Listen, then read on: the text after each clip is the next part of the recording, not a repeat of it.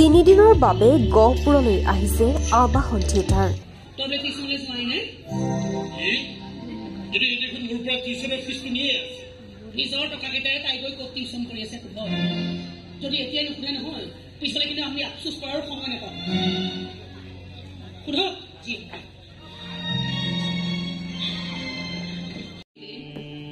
অসমৰ আগশাৰীৰ নাট্যদল আবাহনত মঞ্চৰ ৰাণী প্ৰস্তুতি পৰাশৰৰ মন পৰশা অভিনয়ে কন্দুৱালে দৰ্শকক।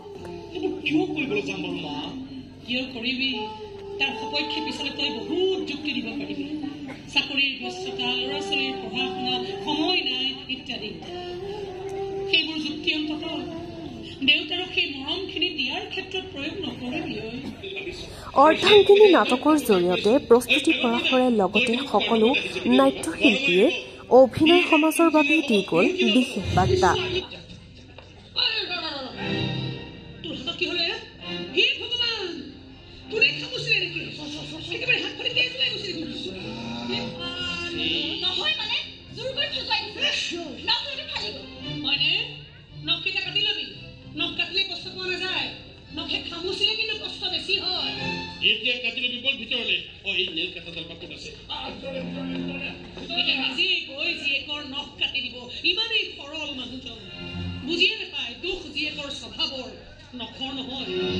মাক দেউতাকৰ অশেষ ত্যাগ আৰু কষ্টৰ ফলত ভাল মানুহ বনাবলৈ খোজা ল'ৰা ছোৱালী কিদৰে সামাজিক স্খলনৰ জৰিয়তে ঘৰখনলৈ অশান্তি নমাই আনে তাৰেই মুক্ত প্ৰকাশ পাইছে নাটকখনত।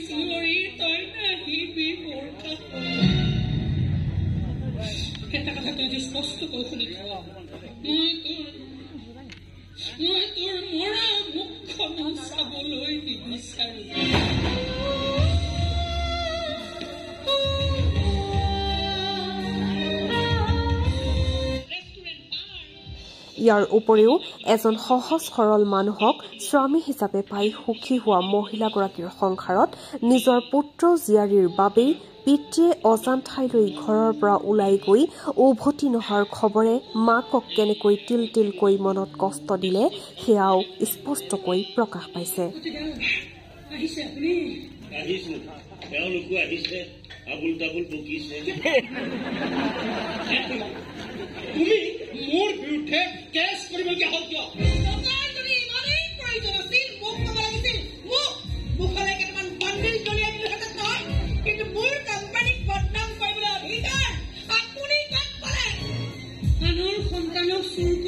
নিজৰ পোহনীয়া কুকুৰ কৰি ৰাখিব বিচৰা এগৰাকী চুৰুনিৰ মুখত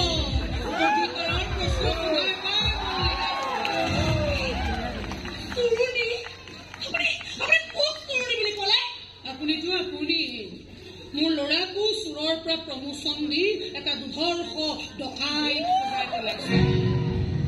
যিমান দেউতাকৰ মৰম চেনেহখিনিকো ডকাইতি কৰি লোভ আৰু স্বাৰ্থৰে ভৰা এখন চম্বল বনাই পেলাব পাৰে। সেইবোৰ বাদ এতিয়া চিধাকৈ কোৱা, কেছটো উঠাবলৈ তোমাক কিমান টকা লাগিব? মাৰৰ লগতো বেপাৰ কৰিবি। তহঁতেনো এতিয়া মোক টকা দিবি কেনেকৈ? তহঁতৰ কোম্পানী আৰু ৰাস্তাৰ কাষৰ এখন সৰু দোকানৰ মাজততো আৰু কোনো পাৰ্থক্য নাই। কেৱল হাতত বাতি লৈ দুয়োজনে ৰাস্তাত বহি ভিক্ষা খুজিবলৈহে বাকী। আৰু মইতো একো বিশেষ ক্ষতিপূৰণ বিচৰাও নাই তোৰ পৰা।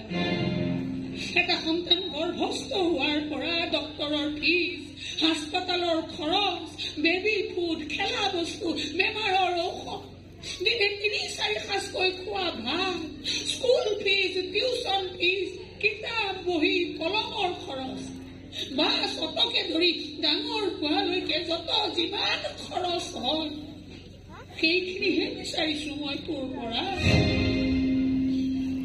মাক দেউতাকবোৰৰ দুখ কষ্ট মৰম চেনেহ আদৰ বিশ্বাস এইবোৰৰ মূল্য আজিলৈকে ক'তো নিৰ্ধাৰণ হোৱা নাই।